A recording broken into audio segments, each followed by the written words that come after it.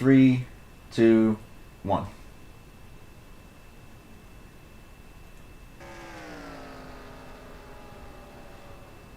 And the stream is live. I forgot to get the chat up here.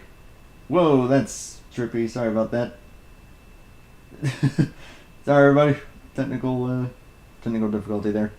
It's all good. We got up and running. All right. You can tell this is not FRN. Welcome everyone to the 9th race of the season at Charlotte. 2 races to go before the chase begins. 4 spots still yet to be determined as far as who will make it into the postseason. And yep, we're here tonight at Charlotte. 90 laps. Was going to be 120, however, with a slightly smaller field, we're going to be 14 cars here tonight. Call was made to shorten it a little bit to 90. Should still be a pretty exciting race, nonetheless. And I've got 2 guys here to help me along the way. Of course, you all know Blake Warren here. Called a few of these with me before. Hello everyone, hope you guys are going to enjoy a great race tonight, and I am definitely looking forward to 90 laps at Charlotte. And someone new in this booth, but not so new in the booth in general. The man behind NNSCRA and FRN, Seth Cole. Hey, Andrew Blake, thanks for having me in the booth with you guys. It should be a good one. I can't tell you how many times I've seen how the penultimate race of the regular season ends up taking even more precedence, it seems, in determining the playoff grid than the regular season finale. So Charlotte's got its part to play tonight. That it does, and just like that, we have already kicked it to the race session. Of course, as usual, they have one restart at their disposal. But we'll take a very quick look at the starting lineup as these guys get on track, and I'm going to get on off track myself, so that it doesn't hold them up. But on the front row, we got Jerry Cook on pole, a phenomenal run by that 08. He's been showing a lot of improvement as the season has gone on. Our own Natan Amorito will start in second. Last week's winner, Austin Ogo, in third. Then Shane Sides. Great qualifying effort from Tristan Allen will start fifth. Then Tyler Mallon in sixth. Jovan Anderson, once again filling in for Cody Lamas. Chris Wentz, Dejan Weeks, and Liam Tingley are the top 10. William Goss, Robbie Gilvin, Alexander Gonzalez, and a first-time starter in the IMRC, Jeff Dixon, in the 30 car. I've raced with him over in some other leagues. First time he's been over here, though. So we'll be interested to see how he does there. Okay, I'm going to catch my breath as we are coming to the green flag here. You guys got any picks? I would say that my big pick for tonight is going to be a strong charger in Tyler Mallon. I think that he's been very consistent this season. I don't see why he can't do it tonight. I'm going to go with Shane Sides. He was really fast in practice, was up at the top of the leaderboard for about 2/3 of the practice session, and he's not in a must-win situation, but he hasn't won his way into the playoffs just yet. And he is not, so green flag gets out. Let's see what he'll be able to do. Yep, the green flag flies. Field gets underway. Tristan Allen already on the apron, but we keep it going straight.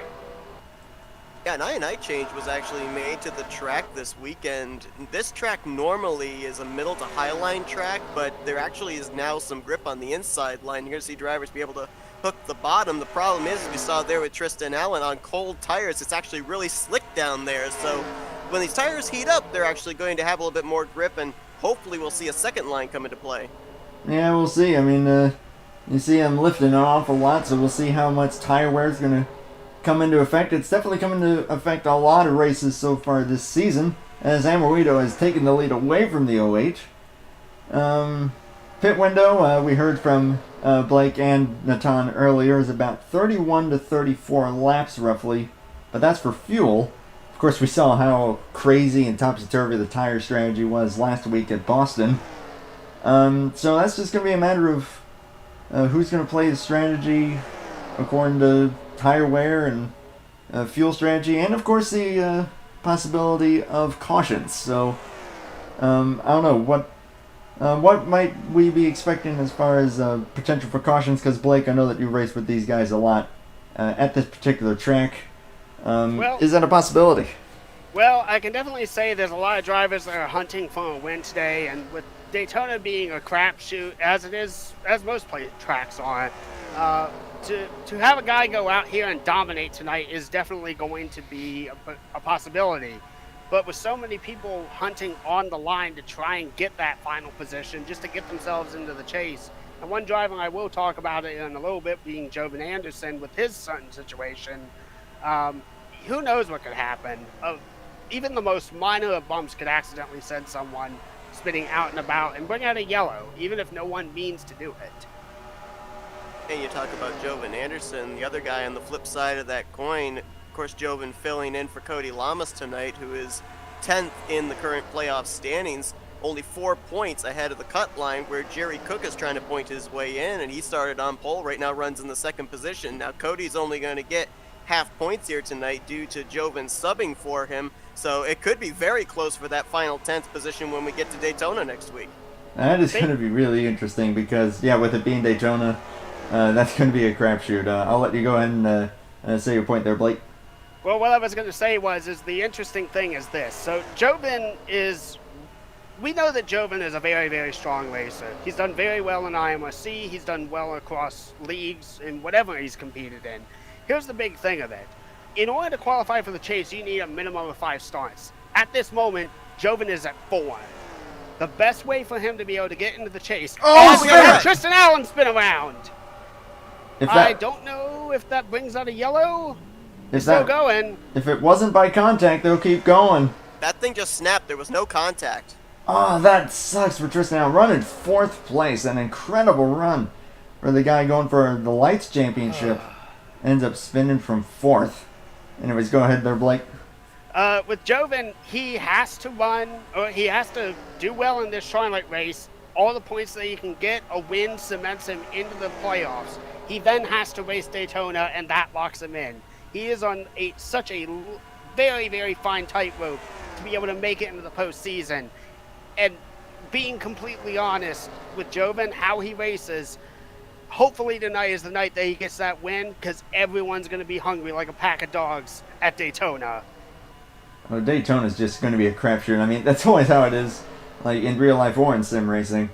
I just got shout out Velocity in the chat there. It's good to always see you back, man. No, I will not be joining your pyramid scheme. Just had to get that little shout out there. But yeah, with Jovan, I've been racing him for a while, and he's been in this a long time. Definitely one of the better drivers, and he's come close more than a few times in this series. He's had a knacker for finishing 3rd a few times. So I don't know. We'll see what he'll be able to do. Of course, he's got Tyler Mallon behind him, who we know is definitely not willing to hold back whatsoever, especially Amoito. Good luck taking that lead away from him even this early in the race. We saw what he did the 48 at Dover, so. But then, yeah, like Seth mentioned, Jerry Cook running 2nd. He's been progressively getting better as the season's gone on. Currently running 2nd. Might have to defend from Shane Sides here. Maybe looking to make a move. But he's been a really, really strong car there.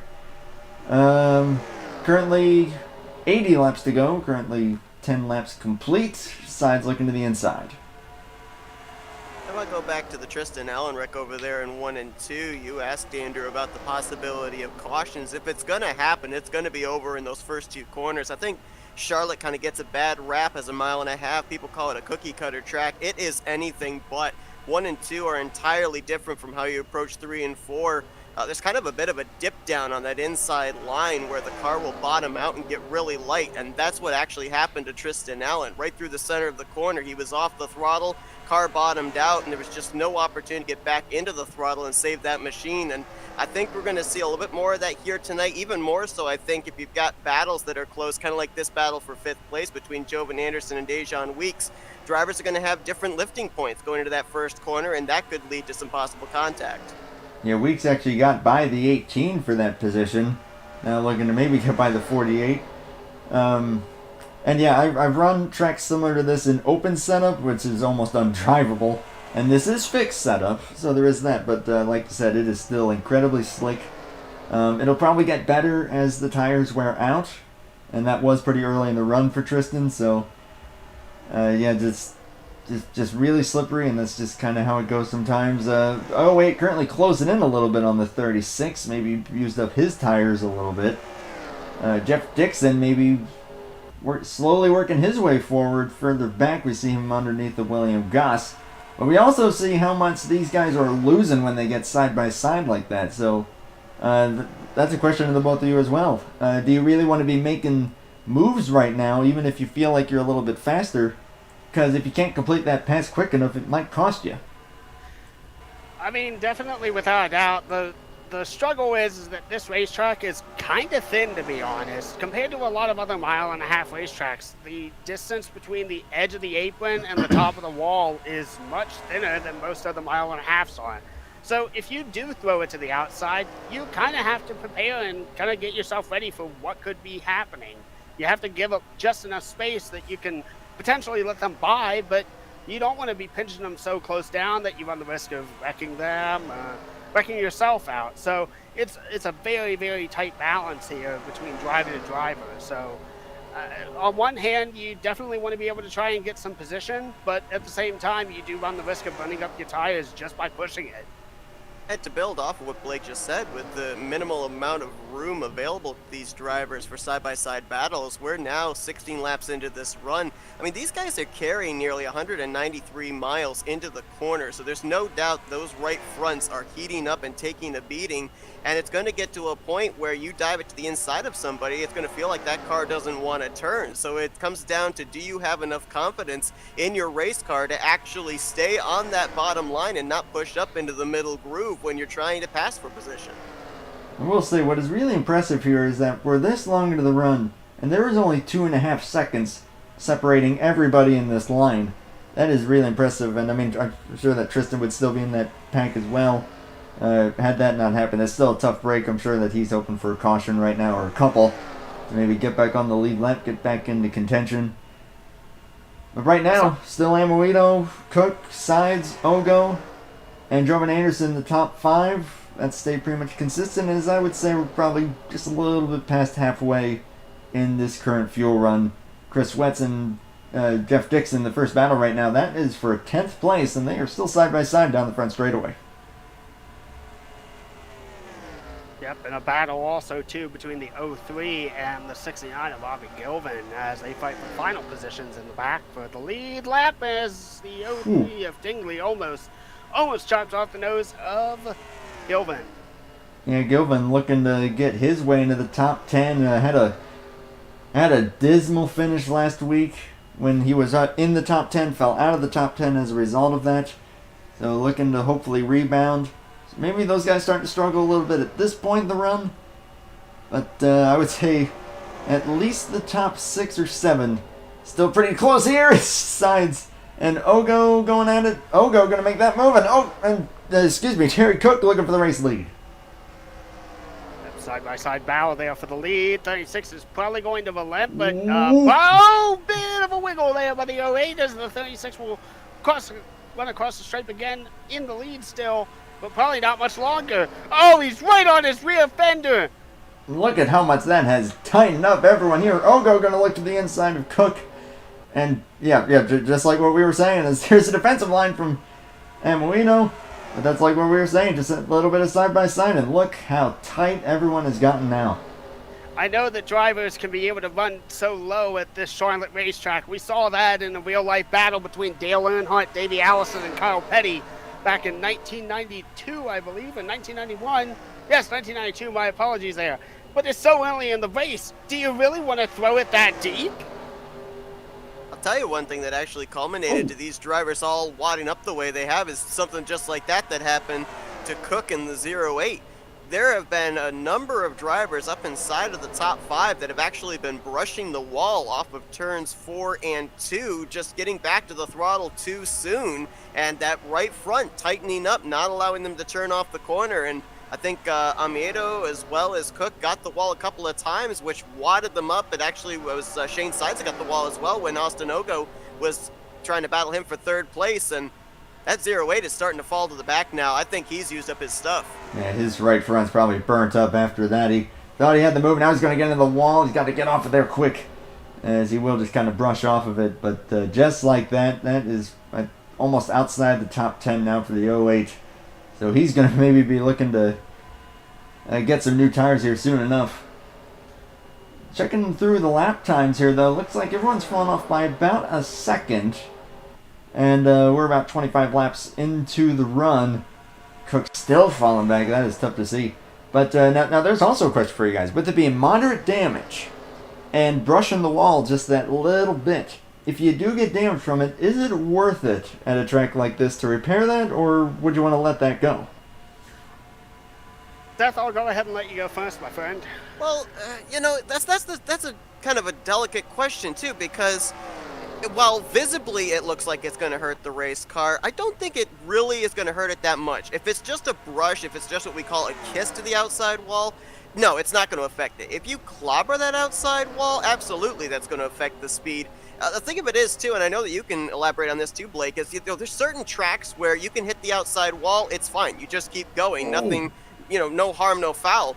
Here at Charlotte, particularly this Charlotte, you get up into the wall, it's like a magnet. It sucks you in. It is so difficult to get off of. That loses you a lot of momentum, a lot of speed, and usually translates to a loss of a lot of positions. Goodness. Oh, my goodness. Sorry to cut off that point, but we have a new leader in Ostinogo, and these guys are struggling to keep it straight. They're doing a great job of it. But, and Seth, you and I were talking about it, where they changed this track up a little bit to make it a little more inside line friendly. I almost wonder if it's too inside line friendly, because everyone that's ended up on that outside has dropped back considerably. Cook had that happen to him, and now Amarillo from the lead back to 5th, possibly 6th with the... I gotta send a shout out here to Will Goss, a strong, quiet run here, maybe looking for a top 5. What I was going to say was, oh boy, this is so intense. I don't even know if I can get one in edgewise, but I was going to say, it obviously depends on the racetrack, but from what I have found as a driver, and unfortunately as a driver who's made a lot of contact with the walls in the past, there's 2 ways to hit the wall. You can hit the wall with the side of the car, and you can hit it with the back end of the car. You hit it in those locations, you generally will be okay, provided that it's just like a few little scrapes or so. Maybe that with the back end into the wall a little bit, back on that rear quarter panel, maybe it straightens you back out. It doesn't kill your car, but it definitely is going to burn up those tires. You hit it with the front edge, you hit it with the front fender, you hit it in the right side, that is where it can really, really hurt you. And after so many hits into that area, that's where it can hurt you.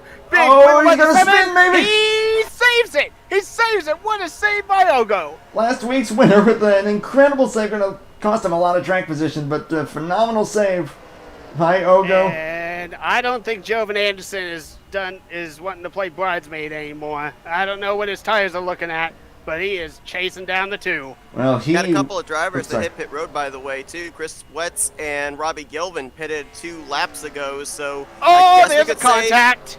We have a contact incident. Dixon around. I guess the green flag pit stops have begun. Well, they did, and that caution, if this is a caution, that may have just really helped out those guys.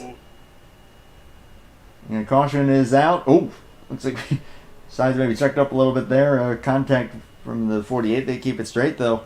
But Jeff Dixon, in his first IMRC start, in trouble in turns 1 and 2. I'll take a quick look at it here for you guys on stream. Saying it was a contact. Going underneath there. 36. Oh, just that little bit of a nudge. 36 didn't quite get all the way down to the inside line. 30 probably thought he would go down there.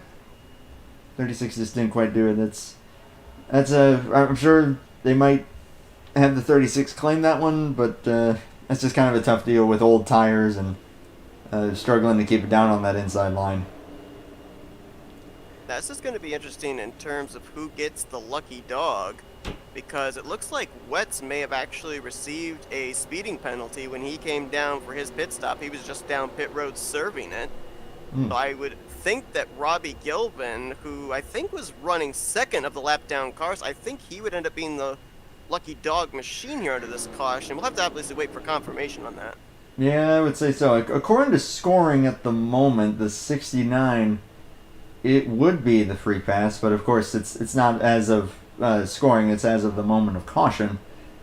So I don't know. That's going to be up to the admin to decide on that. I'm sure that Shane Sides, who will lead them down pit road here, I'm sure that he'll take a look and see not only what caused the caution, but also how they will stack up as far as the lucky dog.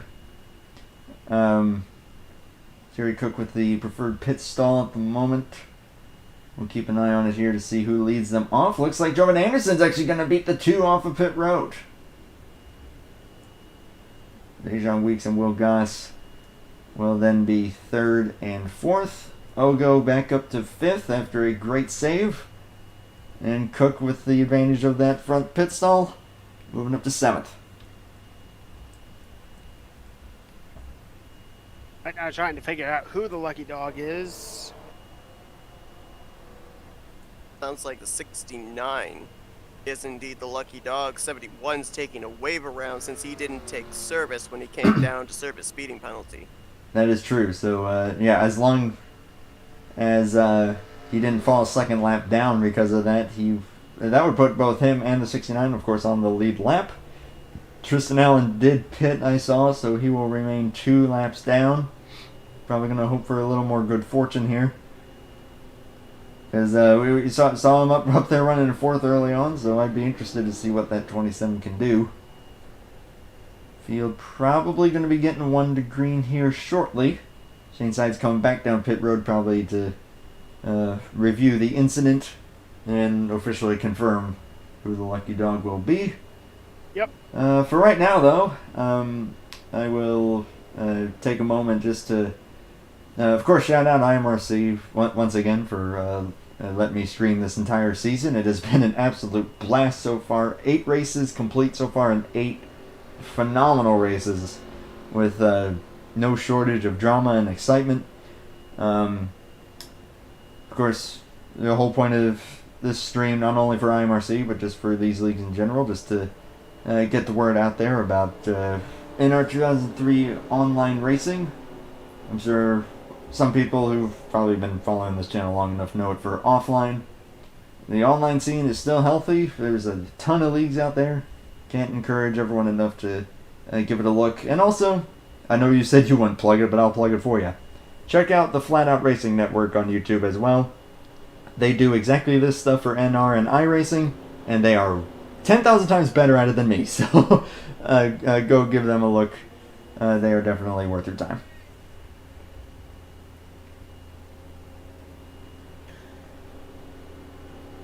There was one thing that I wanted to strike on the 36 EOL. That was kind of expected, but thankfully he's got that win, so it's not going to kill him in this race. Yeah, 36. Amoedo going to be getting the EOL there, but of course locked in to the postseason at the moment.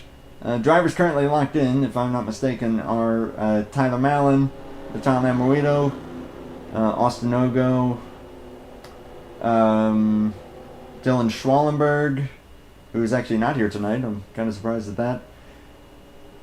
Oh gosh, why am I drawing a blank? I got you covered. Currently locked in is Malin, Schwallenberg, Dunlaprad, Roger Ray, Osnogo, and Natan Amuedo via wins.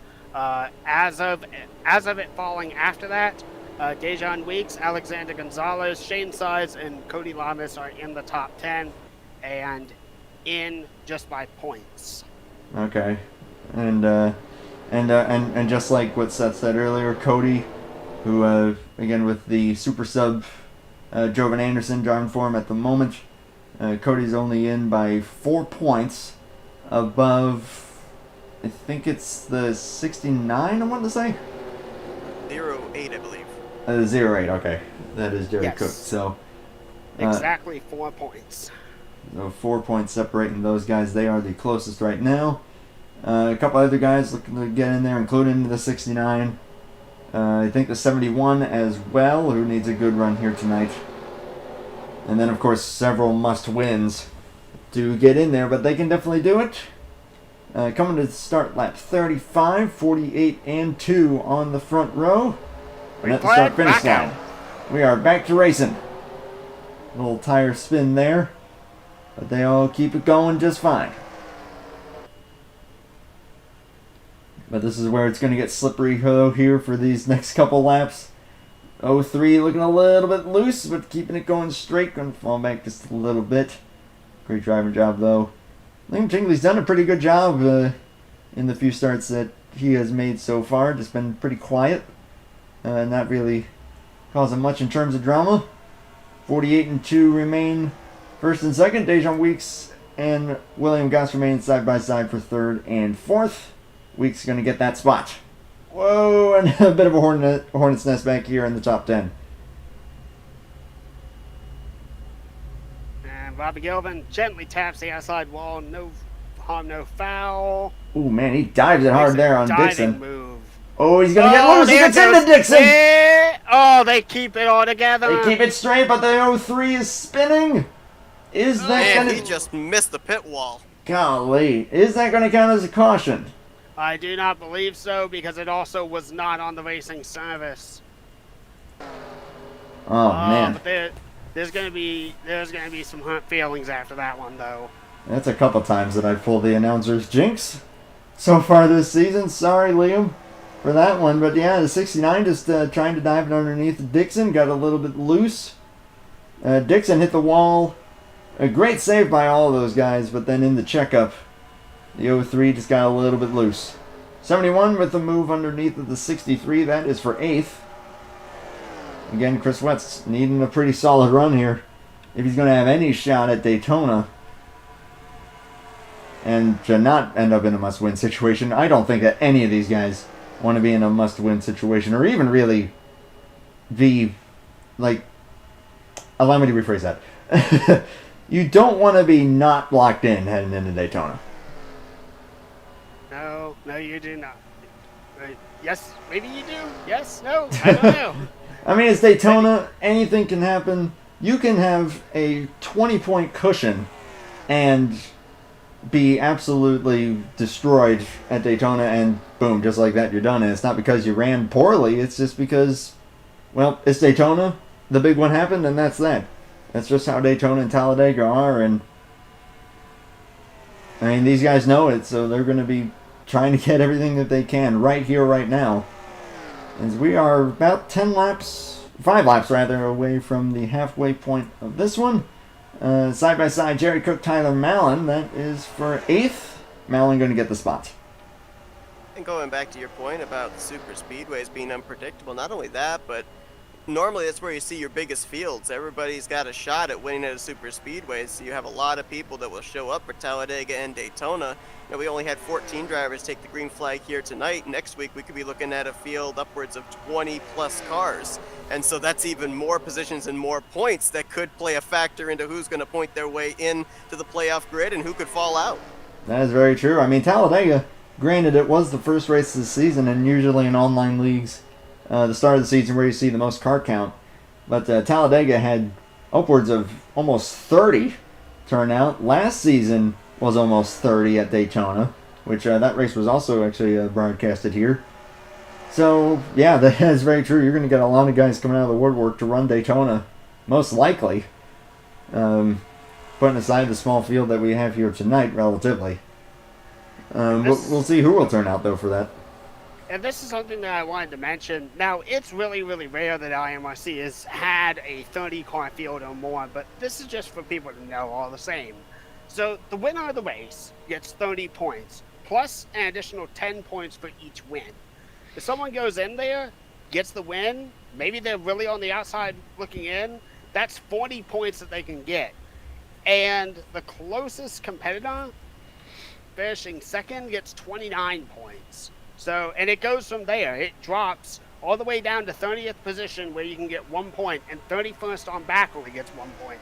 You get a big enough field, you get a big enough gap even on the racetrack, and you have the required starts, and you maybe get that win. But maybe if you just have just enough points to eke out, you can break someone's season overall, and they would not be able to qualify for the championship. Yeah, that's true. I mean, there's a lot of guys that have or will have the minimum number of starts, if they're able to make it enough starts. But they can't point their way in at this point. They will have to win, but that could definitely shake up the chase standings a lot. And if there's a race to do it, of course, it's Daytona. It will not be able to beat that home enough, because it could not be a more true sentiment that Daytona is as unpredictable as it gets. I got a question for you here, Blake, because I know you got the points up there. You know, we've seen also in seasons with multiple winners, drivers with the ability to be able to point their way into the playoffs. Two drivers that are running up here inside of the top three, Dejan Weeks and Shane Sides. While they haven't found victory lane, they are currently above the cut line. Let's say they don't win here tonight and manage to finish where they're running, second and third. With the scenario you just gave of the possibility of 30 plus cars maybe next week at Daytona, will they have done enough to have breathing space in that regular season finale? Well, I'd say it really depends. Dejan, provided he has a good finish here tonight, it can only help. That's the biggest thing here. As of going into this race, he has 28 points above the cut line, which is probably about as good as you can get. I think that he is good enough to make it into the playoffs. Shane Sides, on the other hand, it's close, but not impossible. He's sitting at 14 points above the cut line, so depending on how many drivers come in to race Daytona next week, that is the big factor there. He could be able to get in just by 5 points. He may be closer, and maybe he only gets in by 2. It obviously depends on what happens in terms of drivers. If, for example, we have Jovan win tonight, that's one race that ends up knocking him out of potential to get locked in with that win. And if you have someone else go and win Daytona, then it could be a matter of mere points to be able to decide who gets in. That's the big question here. Golly, this is really going to be coming down to the wire, isn't it? And of course, we're going to be happy to bring it to you all. Field kind of separated there a little bit, now starting to recoil back together again. Still Anderson in the lead, ahead of Sides, Weeks, and Chris Wentz on a really strong effort in 4th place right now, maybe reeling in the 10 a little bit. Goss currently running 5th, a little ways back from that pack. Ogo, Malin, Amoito, then a ways back to Jerry Cook, and then Jeff Dixon back up to 10th after early trouble. Chris Wentz in that 71 actually has picked up the most spots since the restart. He restarted back in 11th, has now worked his way into the 4th position, and we didn't really see the strength of this race car in the first run prior to our only caution of the evening. Now we're starting to get a little bit of an idea of the speed underneath that machine. The thing I'm wondering, though, is a lot of those spots he picked up were in the early laps of this second long green flag run. We're yet to really see if that's translated into a good long-run car. Now we might get our answer, as he's actually going to go for 3rd place. And he's going to get it pretty easily there. Weeks maybe letting him by there, saying, hey, I don't want to burn my stuff up right now. We still probably got at least another 10 laps on these tires to go. So I'll let you have that one. But Wentz, this is what he needs. He's got to keep it up here. We're currently running 3rd. Ended up DNFing last week after losing 4th gear late in the race. He's in a pretty dire situation, of course, as is the 69. So that's 2 drivers in this race that need some pretty good fortune tonight. I'm also going to check back here really quick. I'll just send a quick shout out to Tristan Allen. Despite that early trouble, still out there on the racetrack. A little bit of side damage, but still running fairly strong. I mean, if he could get back on the lead lap, I still think that there might be something in that number 27. It does look like we have... Oh no, everyone is still on track. Who started the race? Liam Tingley's still out there, albeit 2 laps down. But other than that, everyone currently on the lead lap. Alexander Gonzalez has actually fallen a long ways back. Something may have happened to the 63 that we missed. But still all 14 drivers who started the race still running. You know, there was something that I wanted to mention here earlier, and it's kind of come into broader focus as this season has gone on. The big thing that I've seen about this series, let it be noted, this is the 10th season of IMRC, so that's monumental in and of itself. But the big feeling that I have here is that there's a lot of stories here. There's a lot of stories just based off of the past of these drivers, the present, and even potentially the future for that matter. I've been screwing around with this game for about maybe 5 years now. Dejan, solid driver. He just hasn't usually been there to be competitive for the championship, or has come close at least. You have Chris Wetz. He's won championships in other divisions and other leagues, but he hasn't been able to pull the big trigger here. Jovan Anderson, he was in the hunt to win the championship last season, and he's looking for redemption here. He's looking to be able to get into both the chase and hopefully be a factor there in the Final Four. You have Natana Mueda, who came into this series and came into NR within the American group only a few years ago, when he's been able to set the world on fire. There are so many different drivers, veterans, rookies, all peoples of all different backgrounds have come together to run this series. And in its 10th year, there's a massive storybook to be written here with so many tales that could potentially be told. That's just the great story about NR Online Racing. No matter where you are, no matter what you're doing, you're here having fun racing, and it's free. Take that, iRacing.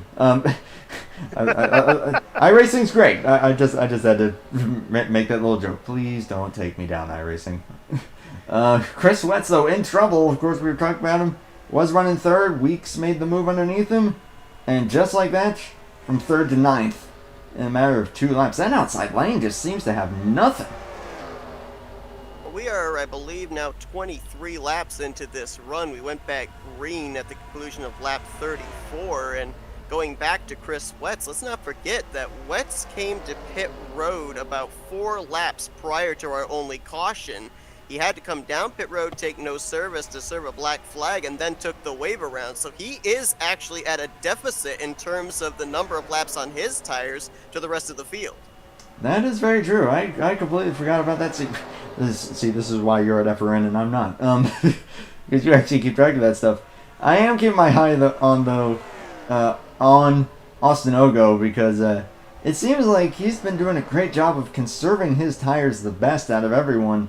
He just got by William Goss and now Dejan Weeks up to third place. In the first run, he closed in a lot on the leaders toward the end of the run, so I think Ogo might be the favorite on the long run. We'll see if he's able to keep that streak going. Of course, he's got 2 other really good long run cars in the 48 and the 2 ahead of him. Well, I mean, Blake, are we surprised Ogo's the best on the long run? No, I am not. I mean, I've been racing against Ogo for maybe about 2 calendar years now, and if the man knows anything, he knows how to save a tire. Love to know how he does it, because he takes it to a whole new level too in terms of being able to save it. Don't think he's saving. He keeps his car up there in the top 5, so you're thinking he's got to be pushing. There's no way he's saving his tire, and then it's like he finds a whole new gear halfway through the run, as we're seeing right now, reeling in the top 2. And I think too, the feel-good story we had with Ogo going to victory lane at Boston last week, it's given him the opportunity to have this type of strategy for the long run here at Charlotte. He knows he's locked into the playoffs. Now he can kind of just be in his comfort zone, not have the pressure of having to win his way into the postseason. Now he can just be classic Austin Ogo and see if maybe more bonus points can be racked up by the end of the regular season. He's doing a pretty freaking good job of it right now. He just passed Shane and now making the run on the 48. Now, the one thing that I was going to say is, okay, he may be locked in and he may know how to save a tire. Doesn't mean he's still not going to try for the win, though. Oh, of course not. Oh, yeah. I mean, hey, each win is 10 points that can help you get to the Final Four. So these wins, even when you're locked in, they're important. They can really help you out. Oh, he's got a good run here. He might be looking to the inside, and there he goes. For the race lead, Austin Ogo. On Jovan Anderson. Ooh, Anderson's fighting it on that outside. To give an idea of how good Austin Ogo's car is here on the long run, that last time by, he ran a 10th quicker than Jovan Anderson, 3/10 quicker than Shane Side, so he is the fastest car in the top 5 right now. Oh boy! Shane Side trying to stay in front of Dejan Weeks. But yeah, now these guys locked in a side-by-side battle, and everyone is gonna come together just like that, and they are still side-by-side. This is great stuff here, as we're actually getting really, really close to the pit window opening up. About 5 laps, I'd say. Oh boy, this is making me queasy. I would have to agree with that. There goes William Goss underneath of Weeks. That is for 4th. Side still waiting in the wings. I almost wonder if maybe the guys further, like in the back of the pack, I wonder if they'll maybe take this opportunity to short pit, maybe get some, maybe get some tires, and maybe try to get the undercut on these guys. I just saw how close it got between the 2 and the 29. It was almost 3 wide, actually. And keep in mind, the 2 and the 29 are teammates, but they are just looking for a win. Will Goss, as I go and look at the standings and everything like that, he has had a rough season, all things considered. To what I can tell, I don't think he's really in the points. He's really, really deep, and I do not see him on the playoffs. And I will check on the results and points here in just a moment and see where he's officially placed. But all things considered, at this point... Oh, we got a spinner! Shane Sides was coming to pit road, and Jerry Cook's going to get spun. Caution's going to come out. Dang, good catch. So someone trying to pit there. We'll take a quick look here. Great catch there, Seth. Let's see, Shane Sides. Yep, coming down pit road, and Jerry Cook was just not ready for it. Spun out. Actually, did a good job of just keeping it straight, but that's going to be a lot of rear end damage. Shane gave plenty of time indicating he was coming to pit road. I don't know if the 08 just didn't notice it, but he was running rather low there on the track. Shane was trying to get his left sides down below the white line, and the contact was made. Now, the good news there for Jerry Cook is he didn't really spin up into the outside wall. It was a bit of a harmless spin. So, at least for the time being, it looks like his playoff hopes still remain intact. I mean, he is going to have some rear end damage there, but looks similar to what Tristan Allen had, and Tristan's car got fixed up pretty well, so we'll see if the same will apply for the 08. We'll also see if they maybe pin that on him. That would be an EOL and a strike, which of course 2 in park. If you cause 2 incidents via contact, you will be parked for the evening. 36 already has one of those, so if he causes one more, he'll be parked. That's probably a rule that I haven't really mentioned very much. But again, once we got close to when the pit window opened, something goes awry, and it just happened right there. I mean, of course, you just got to wonder if Shane actually called that he was pitting. If he did, then he'd probably put that on the 08. If he didn't, then you'd probably put that on the 2. But that's something that we obviously can't hear up here. I did check the chat log. He indeed called that he was pitting. It's not always needed that you need to call pitting, but it is generally an appropriate action to do just to let people know. Yeah, so that stuff like that doesn't happen, but he called it. Just probably an honest mistake by the 08. Jerry Cook did indeed actually claim the caution, so he will be dropping to the back here on this restart. So that will hurt his hopes just a little bit, but yep, that rear end looking no worse for wear there, so he should be just fine. Will the 08. So taking a look at the current standings here is these guys will probably be good on fuel to the end at this point, with it being only going to lap 90 instead of 120. It will be Austin Ogo in the lead ahead of Jovan Anderson. William Goss in 3rd, Dejan Weeks in 4th. Then probably the 2 most aggressive drivers in the field in 5th and 6th. Natan Amorito and Tyler Mallon. Alexander Gonzalez, who also needs a decent run here if he wants to keep himself safe heading into Daytona. Currently 9th in the standings. Running 7th at the moment and still just quietly hanging in there. Jeff Dixon in 8th. Now, I'm sorry. Go ahead. I was just going to say, been a very quiet night for 2-time winner Tyler Mallon. I don't think we've yet seen him crack the top 5, winning at the 2 super speedways this season, and he was actually fast in practice as well. I was expecting him to kind of be a mainstay up here inside of the top 3 or 4, but I don't know, is he just kind of waiting in the wings, conserving his stuff, and now we're going to really get to see what that Intel Toyota has? Or is he really struggling here tonight, perhaps, with Charlotte? Well, what's interesting, I'll just point out, I mean, Tyler Mallon, aside from those 2 wins, a really competitive run at Fontana, and at, or when they went to Brazil, they've just been kind of quiet in general. They haven't made too much noise I've still seen them pop up a few times, but overall just kind of hanging toward barely in the top 5 or just outside the top 5. Still keeping it solid, but I don't know. Maybe just maybe sandbagging before the chase. Who knows? Looks like we are going green here. Yep, green flag will wave once more. Back off and running. Should be good to go to the end, so it's going to be a matter of who's going to be able to save their stuff the best. Through the gears, through the very, very loose 1 and 2. Ooh, up the wall goes the 48! Up against the wall, but he's safe, I hope. Looking okay at the moment. Still side by side. Actually clear of the 7 at the moment. The 7's going to get the run on the inside. But the 48 with the run off. New leader, Jovan Anderson. Checking on through the field. Everyone's still keeping it going just fine. Whoa! Oh, boy. Stack up there, into the wall! And Morito. Boy, that's going to be some damage.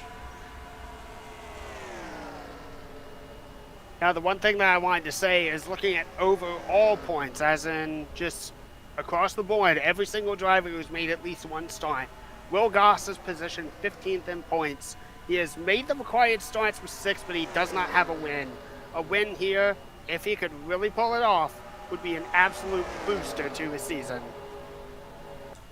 Yeah, Goss, he's really solid driver. Wasn't sure if he would run the rest of the season after some disagreements, but is back and currently running 4th, has a really strong car, and if he is somehow able to make it to the postseason, I would definitely keep an eye on him once the chase begins. Also keep my eye on Jeff Dixon, tried to make the move underneath Tyler Mallon for 5th place, but currently running 6th. As for the lead, looks like we've got a battle shaping up. Side-by-side battle down the backstretch. The question is, oh boy. Oh, I thought he was going to slide up. Oh my god. Oh, 48. No, don't touch the wall. Dead heat battle for the lead. Barely able to hang on to there. Anderson led the lap. Whoa, slide up a little bit there. White side. And you got Dejan Weeks back there saying, I wish this track was wider. I want to make it 3 wide. Yeah, this track is narrow. So they're not going to be able to make that work really well. Shout out to Dixon making the outside work. Past the 18, and now might pass the 29 out there. We've seen everyone who's ended up there fall way backwards. Dixon, who spun in the first caution, now up to 4th. Almost. Anderson holds on to the lead, however.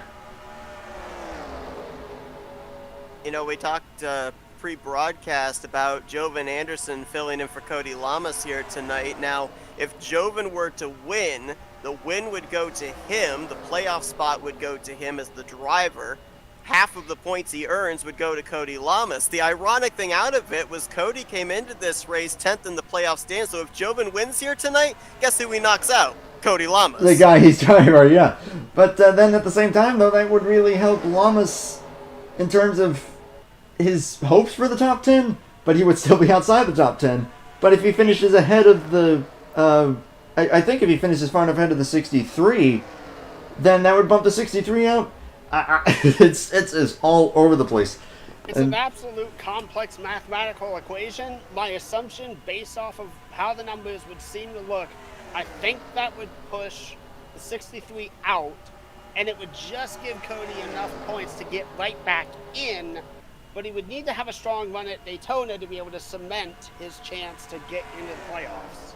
Yeah, that's true. I wish I could give like a points as they run, but unfortunately we don't have that ability. I'm having some issues there. Apologies for the sudden severe lag spike there on or in the game. Not sure what that might be, but trying a different camera angle here to see if it works out. 10 getting really close to the wall. Yeah, Seth, like you said, they are just getting so close to the wall, if not actually touching it up there. So, yeah, everyone just trying to get back to throttle as soon as they can. We're looking for a battle for the lead once again. Ogo got a nice run through the center of 3 and 4, and Anderson left the door open. That he did. As he slides up, probably gonna. Well, he may be able to hold on to second, potentially drifting back to third. Oh, boy. Oh my goodness. Door slamming there. Also, This it's 13 to go. This track is not meant for drafting, yet the drivers are taking lines as if it is. Yeah, we're coming to 12 to go here. I just realized. I forgot that this race was shortened for a moment. But yeah, we're only going to the completion of 90. We have 12 to go. So I would say it's go time at this point. Chris Wentz, look at this strong run up to 4th now. Ooh, Dixon. Jeff Dixon trying to imitate another Dixon. I would probably say Scott Dixon or Larry Dixon of the NHRA. Yeah, you're going up high. That's for sure. But Ogo with the lead, I think that's going to be hard to take away from him at this point. Look how stacked up they all are, though. All of a sudden, it's blue ovals inside the top 3 with Ogo, Dejan Weeks, and Chris Wetz. Ogo already locked in. Dejan Weeks sitting pretty points-wise. Chris Wetz is one of those must-win drivers. Major must-win for Wetz. Which, if he's able to do it, I mean, again, we keep saying about Chris Wetz and what he was able to do last season. Quietly made his way to the Final Four. And then was involved in a side-by-side battle for the championship on the last lap of the season with Zach Rogers. Came up just a smidge short, looking for a little redemption, of course, as is Anderson, who's also looking to make it into the postseason. 10 laps to go here at Charlotte, and Ogo is checking out. Now, the one thing that I was kind of wondering is did Anderson maybe talk to Ogo, say, hey, can I copy your homework? Hey, just change it a little bit. Because here's the question. Jobin's got a lot of speed, but does he have the tire saving ability at this point that the 7 can be able to replicate? And the answer to that is he's going to drift high wide into the track, maybe hold on to 4th, 5th at once, maybe fall back to 6th. It's getting stacked up like a heavy paperweight. Whoa, boy. Yeah, Mallon with the aggressive move. I was going to say, you might be able to keep it up there if he's not going to be spun out by the 18. But move Mallon up to 4th. Anderson trying to come back. But yeah, those blue ovals up at the front. Trying to pull away. We've got 8 to go. And it's coming down to... a Toyota and a Chevy. Yeah, how about that? The only Dodge of the series, Roger Ray, not in the race. But is locked in, of course. But everyone chasing down Austin Ogo with 7 laps to go here at Charlotte. Dejan Weeks, he's been the bridesmaid a lot of times. He's probably looking to end that streak. I've been watching Dejan these last couple of laps. That car is really strong down the back straightaway and through 3 and 4. His Achilles heel has been 1 and 2. He's been getting too low. That time he was a little bit better. He'll be on the back door of Austin Ogo maybe here off of turn 4 as here comes Tyler Mallett. I think he was the sleeping giant here tonight. I don't think he showed us what he had until it really mattered.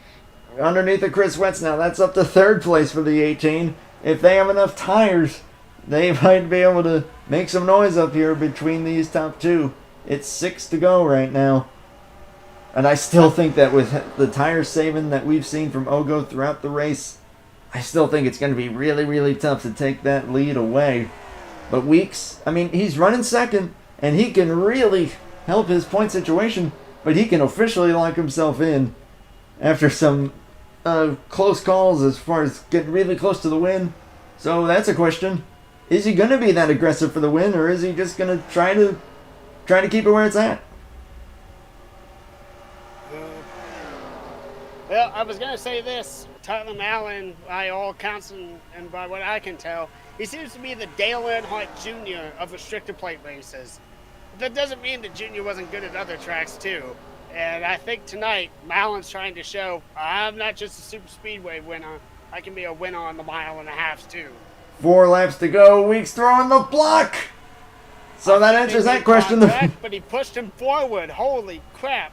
One of the tougher places here at Charlotte to throw the block because you're constantly turning that car to the left on that D-shaped front straightaway. Shane sides into the wall further back. There's the block again. He is not holding back. Golly, I'm actually kind of surprised at this. 3 laps to go here. And Mallon probably starting to fume a little bit. He sees that 7 pulling away and thinking, gosh darn it, just come on, darn it. Let's get him. Loose going into turn 1 did Tyler Mallon, and again right on the back bumper, the Smithfield Ford. That's wadding them up behind them as well, with Jovan Anderson and Chris Wett side by side for 4th. That is really true. Golly, he's doing a great job of keeping him behind him, but of course this is all for 2nd right now. 2 to go at the stripe here. If there is going to be a caution to force a green-white checkered, it's going to have to be this lap. Otherwise, if they take the white, they will race back no matter what. Ogo does not want to see that caution, I guarantee you. He's been really strong on the long run. You kind of wonder what his restarts be. Oh, gosh! That's not out of bounds. That's legal here at Charlotte. That is fully legal. That was a dive and a half. Gonna get the move. Not sure there, but white flag. Austin Ogo sees it. That's all he wanted to see. Looking to go 2 in a row, but the battle is for 2nd between the 18, the 10, and the 48 is still right on top of that. William Goss has dropped back a little bit. Chris Wett's up into the wall. A little further back in the field, they crashed. Oh, okay, they keep it going straight. They will race back here, though, as it is the white flag. Mallon's got the spot for 2nd. Austin Ogo, though. Ogo's got the win as a battle for 3rd place. Ogo wins the race. Jovan takes 3rd. 2 in a row for the number 7. Second time this season that a driver has won back-to-back. Dylan Schwallenberg did it back at Auto Club Las Vegas, and now Ogo does it at Boston and Charlotte. So we've now got 3 multi-time winners here in the regular season. Yeah, 3 drivers. That makes it still 6 in total for 9 races, which is pretty good. A little bit of a warp out there. Ogo, though, a well-deserved win. Tyler Mallon with the hard charge. Going to finish in 2nd place. And Ogo gonna let it hang out here, burning it down. Golly, we were saying how much of a heartbreaker of the first half of the season he had, and now just like that, 2 in a row, and a pretty good race too. Only 2 cautions.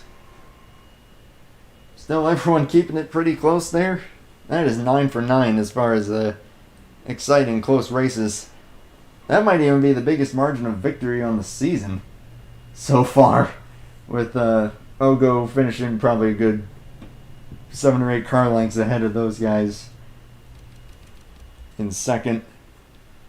We'll get you the official results here the hard way because of it being all discombobulated. So on that note, Austin Ogo with the win. His 2nd of the season, 2nd in a row. Absolutely phenomenal job, of course. Tire Saving Master does it once again. Tyler Mallon with a hard-fought 2nd gets that move done. Jovan Anderson making the move on Dejan Weeks side-by-side for 3rd. But Weeks will finish 4th. That should still be a pretty solid haul of points for him and give him a good safety net heading into Daytona. William Goss will round out the top 5. Looking further back here, Alexander Gonzalez finishes 6th, just ahead of Shane Sainz in 7th. Again, some decent hauls of points for them. We'll see how that will help them out heading into Daytona. That should give them a little bit more of a cushion. Jeff Dixon will finish in 8th in his first start of the season. Jerry Cook 9th, and Liam Tingley will finish. Actually, no, he wasn't on the lead lap, was he? He was not. So 10th would be Robbie Gilvin, actually. I think. Natan would be 10th. Natan in the top 10. Okay. Natan must have warped out there because I'm not seeing him. Like Natan was 10th, Robbie Gilvin 11th, Chris Wetz, who was involved in that wreck on the final lap. It actually was some side-by-side warp from Jeff Dixon that sent him up into the wall, had him spinning off turn 2. He's 12th, and then drivers that finished off the lead lap would have been Tingley and Allen in 13th and 14th. Oh, okay. Yeah, I got a little discombobulated there because it actually looks like Natan may have warped out, or maybe that was on my end. I did see some warping happen there right after the race, so either server issue or on my end. That's very possible too. But I'll go with win number 2 on the season. Let's see if we can maybe get a word with the winner. Go ahead and send him a message here real quick.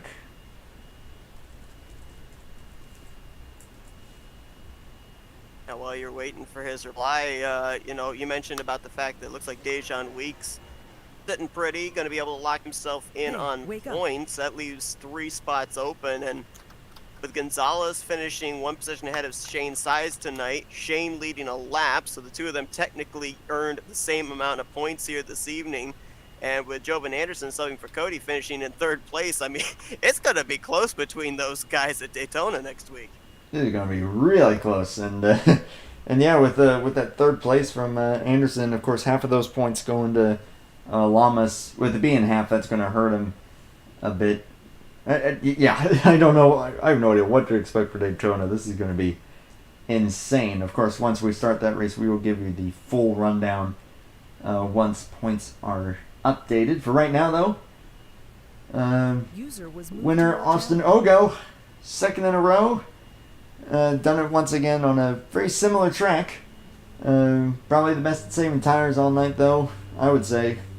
I'll just ask you, though, what it was like from your perspective, how much tires played into effect, and how it feels to get win number 2. Yeah, tires definitely played a big effect. That first run, I don't think I really saved as much as I should. I know I almost spun it from the lead, so that probably had a thing to play into it. But that second run, I think I did a better job at saving the tires, and I was charging my way through the field. I got to the 48 there before the caution came out, and that restart, those last few laps, last 20 laps, those were pretty wild.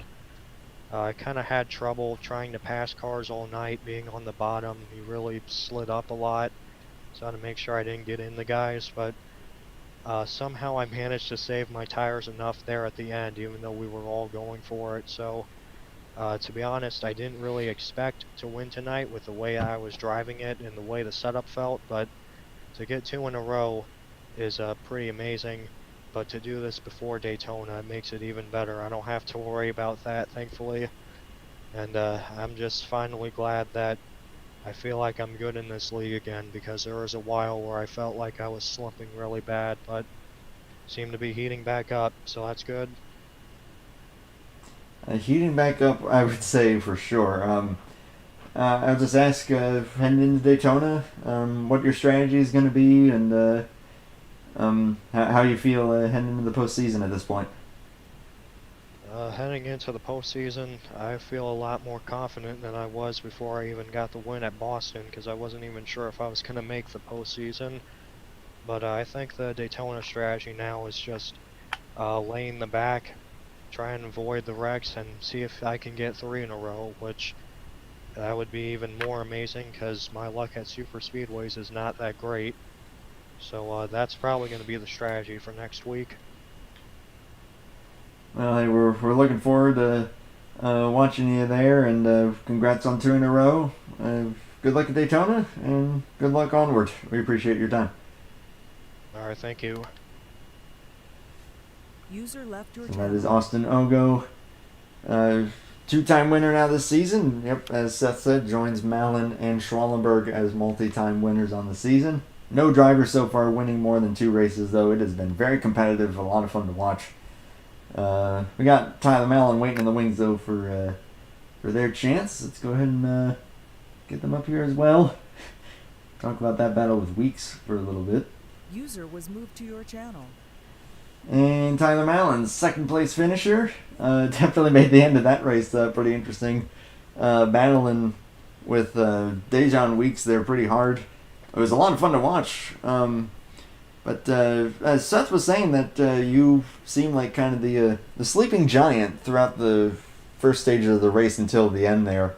Were you just hanging back trying to save, or oh my gosh, words.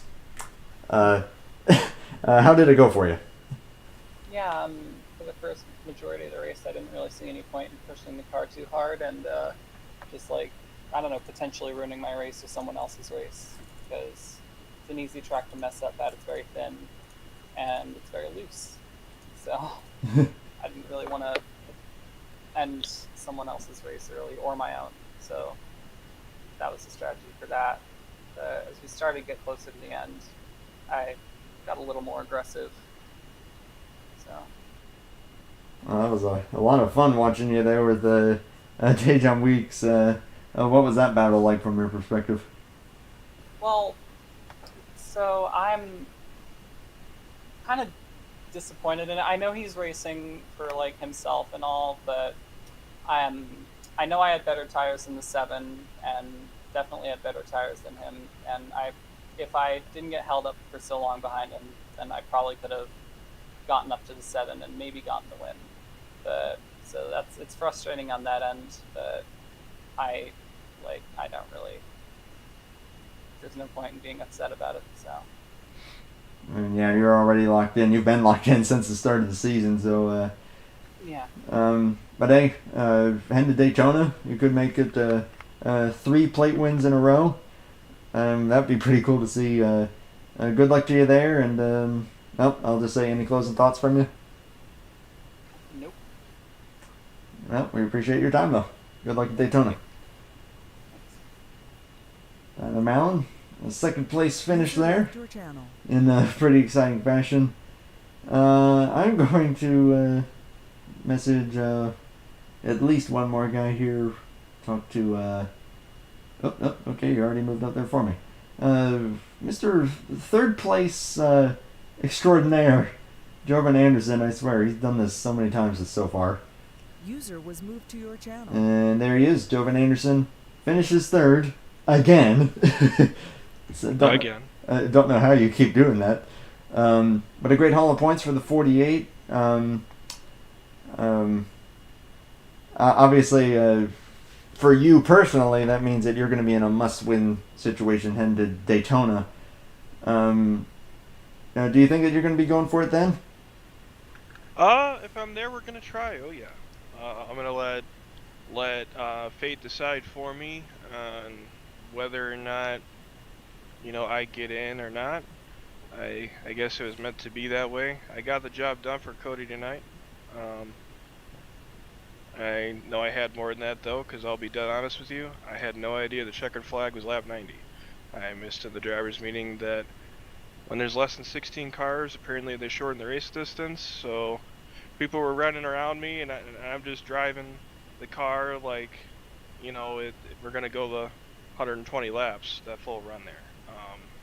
And I didn't know that, so I definitely could have ran it harder than I did, but that's okay. I got the job done for Cody. I'm frustrated. Ogo definitely still deserved that win. He did a hell of a job. Would have been fun running with him. But yep, that just tells me that fate's going to decide at Daytona. So. Well, I mean, if you're consistently finishing third this many times, I think that says to a pretty good ability as far as being able to just keep it clean and do your thing, and I would say a pretty good job there. Definitely turned into a bit of a hornet's nest there toward the end, seeing the 10 and the 18 racing there. I'm sure you're probably thinking, if this race is going to 120, what the heck are you guys doing? What were you thinking there? That's exactly what I was thinking. I'm just like, okay, you want to go so bad, you can go so bad. I'll just sit back here and ride it out to the end of the fuel run, just not realizing, nor did the other person in my room realize that we were going to lap 120. So, that's great, but I will eat humble pie and be grateful that I still got a good finish for Cody, and I hope he gets in, and, there won't be any excuses or reasons next week. Daytona will decide whether or not, I'll be able to get in or not, so we'll see then. First off, humble pie. I like that. But yeah, great run. Hope to see you at Daytona, and hey, best of luck to you. We'll hopefully be able to see you at the postseason as well. I'm sure you will. I'm looking forward to it, man. Good job. Thank you. Jovan Anderson, King Consistent, finishing third once again. Got Natan waiting down here as well. I'm going to move him up really quick, and then I'll also want to talk to Dejan Weeks, and then we'll probably get some closing thoughts here. User was moved to your channel. There's Natan. I think I saw a 10th place finish properly. Bree. That's my dog. Sorry about that. User was moved out of your channel. Obviously didn't quite go your way there at the end. Looked like a little bit warpy at the end as well. But definitely some pretty tight quarter racing for you. Led a little while at the beginning. I'll just ask how it went for you and what you maybe expect heading into... Oh wait, no, you're going to be in the booth at Daytona, never mind. Yep. Well, let's just say we shouldn't talk about this race. Let's forget that it haven't happened. Besides the first 30 laps, those were great, But got in the wrong position in the end of the first stint. Got to the outside, lost a lot of track position, got caught up on the behind slower cars. I don't really agree with the call, but it is what it is. And then on lap 67, 68, Hey, wake up. I just killed my car not to get wrecked by another car. That's pretty much what happened. And it's a shame because I had speed and I knew it. So yeah, but I'm looking forward for Daytona, being here and definitely not needing a win at Daytona. That's the best part. So hey, Blake, good luck to you because that race will be crazy. We'll need good luck. And just looking forward to be here in Daytona. And I hope Seth Cole is with us too, because 2 people is not as good as 3 people. So hey, just saying. Yeah, I had a freaking blast with him. And Seth, I think you were... I think I'd mentioned even prior to the race that you might be able to make it for Daytona. Absolutely. Yeah, it was awesome having you here, man. Of course, Natan will be with us as well for the regular season finale at Daytona. Still 4 playoff spots to be determined. Of course, we'll give you the full rundown when that time comes. For now, though, congrats to Austin Ogo. I will go ahead and get some closing thoughts from you, Blake and Seth, on your thoughts from tonight. Well, I got a lot to say, so Seth, you go ahead and go ahead, my friend. Well, I mean, like I said when we came on the air here, tonight is basically setting the stage for that regular season finale. And right now, with the points coming in, it's looking like points-wise, we may only be having a 1v1 battle between Jerry Cook and Cody Lamas. I would say that Alexander Gonzalez and Shane Sides, that they are pretty well locked in on points. It's looking like Dejan Weeks has already locked himself into the playoffs via points, so now he can kind of go out there and try and be aggressive at Daytona next week to get a win. And I would say just about everybody else that's made the starts, Robbie Gilvin, Chris Wetz, Will Goss, Henry Nova, Camilo Gonzalez on down, even the guy we just talked with, 3rd place finisher Jobin Anderson. I think these guys are now heading into Daytona in a must-win situation. I think there's only 2 drivers that even have a shot of pointing their way in. Oh man, okay, and that'll be pretty cool to see. That will, of course, be the the 08 and the 48. We'll see how that goes down. Blake, your thoughts? Well, I got 3 perspectives that I want to talk about here real quick. So, from the fan perspective / announcer's perspective, this was an absolutely fantastic race. Like I was saying earlier in the broadcast, there's a lot of people trying to write their story for this season. And Ogo, he went out and he decided to stamp the page and give that ink seal of approval and everything like that. Like, just dude went on a tear and got the big win here tonight. Fantastic run by him. Fantastic run by so many others. Now we go into a different perspective. I'm a team owner. I am the owner of the 48 car, so it's kind of been really weird this season. Warren Racing, we haven't had a win at all this season. Cody hasn't been able to run due to personal obligations. So we've had Joven come in, and he's done a fantastic job. Unfortunately, not able to get the win in. Felipe Teixeira, very, very solid racer, running the 16. He had to dip out due to personal obligations. And then me and Grant in the 8 and the 33, we both, unfortunately, not able to run the full season. We can only run the plate races. from an owner's perspective, just seeing the 48 get so close to victory, so close, it breaks my heart. And just even on a personal level, I wish that Joven was just so much closer to getting the win here tonight. What an amazing night it would be for both the team and the driver itself. Just absolutely flabbergasted, but so proud at the same time. And then just the final part of it, me as the driver, I'm going into Daytona. I've never won at that track before. I'm hoping to go out and have a really good show. There is also the distinct possibility that even though that I won't be able to be eligible for the points, I could potentially make next Monday an absolute disaster for guys on the outside looking in. So I don't know how to feel about it. Obviously, the driver in me wants to go for the win, but as far as the storyline goes, who knows what could happen? Who knows what could happen? And hopefully, all the same, I can put on a good show for you guys up here and not get wrecked out on lap 5 or so. But just a lot of emotion just inside of me in all different areas and all different directions, and it's insane as to everything that's happened, and it's a little sad that we are so close to the end of this season at the same time too. We'll have things finalized for the championship, and then we only have 5 races left to go. It'll be a tight battle in the playoffs, and then we go to Homestead where we will finish out the season. So a lot of emotion from me for going on all of this, and I just cannot, I don't have the full words to explain every little detail, but this is all fantastic and just so overwhelming at the same time. Like, I got a quick question for you, because very rarely am I able to ask a driver that's in, like, a position you were just talking about, kind of the X-Factor position heading into a season finale. I mean, we know that there's drivers now that are already locked in. There's drivers like yourself that can't get into the playoffs, but can certainly play your part into who is going to make it in. Is there any wheeling and dealing kind of boardroom discussions that go on of drivers saying, hey, I'm trying to make the playoffs. Are you willing to work with me at a super speedway being the season finale?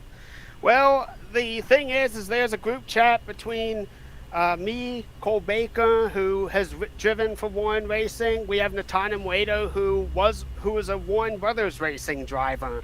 We have people who are either former members of Warren Racing or the side operation and Warren Brothers or Warren Performance and Season Pass. Pretty much we all have the agreement that all of us are definitely looking to win. We all know that we all want to win a race. There are other racetracks that maybe for a case like me, I've only got a few limited shots to go out and win, so I'm hoping that people are willing to work with me. But at the exact same time, I'm willing to work with them.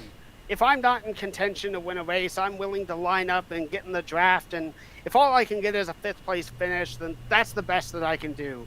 But I will do everything in my power to either help a friend or help a teammate or help someone on the outside looking in to try and get that final spot position. The way that I see it is I try to be as respectful of a racer as I can. I wouldn't want to be wrecked out or have my season ruined by someone just really pushing it too hard and ending up taking things out. I think that a lot of us, at least in that group chat, have a lot of respect for one another. I think that a lot of people in general in this league try to have a lot of respect for one another. And with hope, everyone's coming across the finish line safe, sound, and knowing that they gave everything that they could to try and get there. And it just wasn't enough at the end. That was a work of poetry right there, Blake. Thank you for that. That was... Daytona is going to be a lot of fun. I am really looking forward to it. Blake, I will say now, best of luck to you. Hoping you do well. Natan, Seth, I'm looking forward to having you guys up here as well. And Seth, of course, thank you so much for joining tonight as well. It was a blast having you. No, thanks for having me. It was a lot of fun, and man, I'll tell you what, we're still a week away. I'm already nervous for Daytona. As am I, man. Go check out Flat Out Racing Network. Seth and his crew, they do a much better job than me, and of course, shout out to Matthew Rodriguez also putting on that deal. I think I don't know who runs that show exactly, but I think I got that right. He's the brains, I'm the mouth. There you go. So yeah, Matthew Rodriguez, Seth Cole put on a great operation over there. Definitely go check out Flat Out Racing Network. That was a lot of fun. Thank you again, gentlemen, and thank you to all the drivers. Thank you to everyone who watched. We will, of course, see you all at Daytona. The regular season finale, it is going to be a blast. On that note, though, stay safe, everybody. Take care, and bye for now. And bye for now.